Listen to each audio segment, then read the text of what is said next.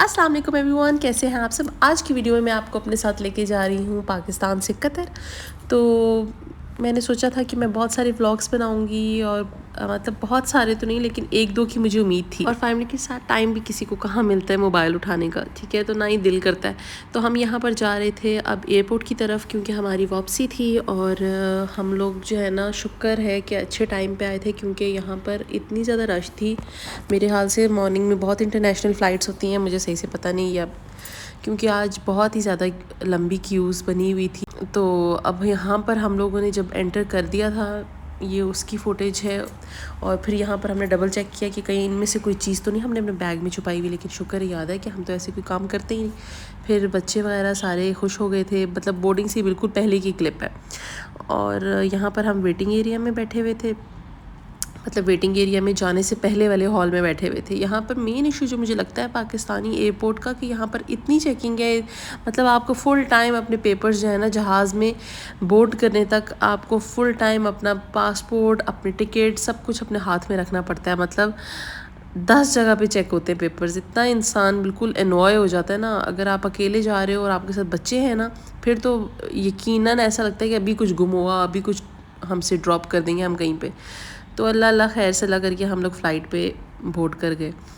और ये काफ़ी बड़ी फ़्लाइट थी इस बार भी, जाते हुए भी और आते हुए दोनों टाइम पे हमारा प्लेन काफ़ी बड़ा था, तो इस वजह से बहुत ज़्यादा रश थी। लेकिन शुक्र अल्हम्दुलिल्लाह हमें सीट अपनी आराम से खैरियत से मिल गई थी और कोई इशू नहीं हुआ। बाकी फ़्लाइट तो अल्हम्दुलिल्लाह स्मूथ ही गुजरी थी। लेकिन ये है कि थोड़ा सा इंसान बोर हो जाता है, क्योंकि मुझे तो 4 घंटे की फ़्लाइट हो या 1 घंटे की भी हो या 10 घंटे की भी हो, मैं सो नहीं पाती। तो मैं फिर कुछ ना कुछ लगा लेती हूँ, कोशिश करती हूँ कुछ अगर कोई अच्छी मूवी वगैरह हो तो वो देख लेती हूँ। तो यहाँ पर डॉक्टर स्ट्रेंज लगी हुई थी, तो मैंने देखी भी नहीं थी ये वाली डॉक्टर स्ट्रेंज, तो मैंने फिर देख ली, which was a good movie, अच्छी थी। फूड वगैरह was quite okay at this point. हम लोग कॉफ़ी वगैरह पी रहे थे, अपनी फ़ूड वगैरह हमारा हो चुका था पहले से। तो बस कुछ ख़ास मज़े का खाना भी नहीं था कुछ। मैं फ़्लाइट्स में बोर भी बहुत होती हूँ, लेकिन खैर अल्हम्दुलिल्लाह अच्छा गुजर गया था सफ़र। बच्चों ने भी इतना तंग नहीं किया था। लेग स्पेस भी ओके ही थी, बस बिल्कुल फंस के ही बैठे हुए थे हम लोग। और फिर जब लैंड कर रहे थे तो इतनी टर्बुलेंस थी, इतनी बुरी लैंडिंग की थी हमारे पायलट ने कि जिसकी कोई इंतहा नहीं। मतलब पूरा जहाज़ जो है ना हमारा पूरा शेक कर गया था एकदम से। थोड़ा घबरा गए थे, लेकिन शुक्र है अल्लाह का ज़मीन पे पहुंच आए थे। फिर उसके बाद कतर पहुंच गए, कतर एयरपोर्ट पे थे हम लोग यहाँ पर।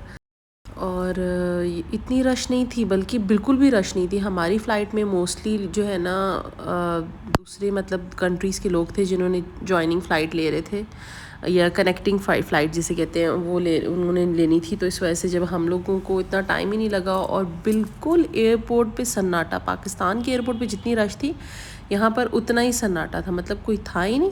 और सुबह का टाइम था बिल्कुल। ये जो लॉबी है या जो भी एरिया है जहाँ पर ये टेडी बियर होता है, ये हमेशा कितनी क्राउडेड होती है, लेकिन कोई भी नहीं था। मतलब मेरे ख्याल से मॉर्निंग में शायद यहाँ पर इतनी फ़्लाइट्स नहीं होती हैं, या लिमिटेड सी होती हैं, कोई पता नहीं। तो क्योंकि हम लोग तो अक्सर रात की फ़्लाइट्स पे ही जा रहे होते हैं, तो उस टाइम पे तो काफ़ी रश होती है। जैसे कि आप देख सकते हैं बिल्कुल सब कुछ खाली था ना, लेकिन शुक्र है इससे हमें ही फ़ायदा हो गया, ज़्यादा वेट नहीं करना पड़ा।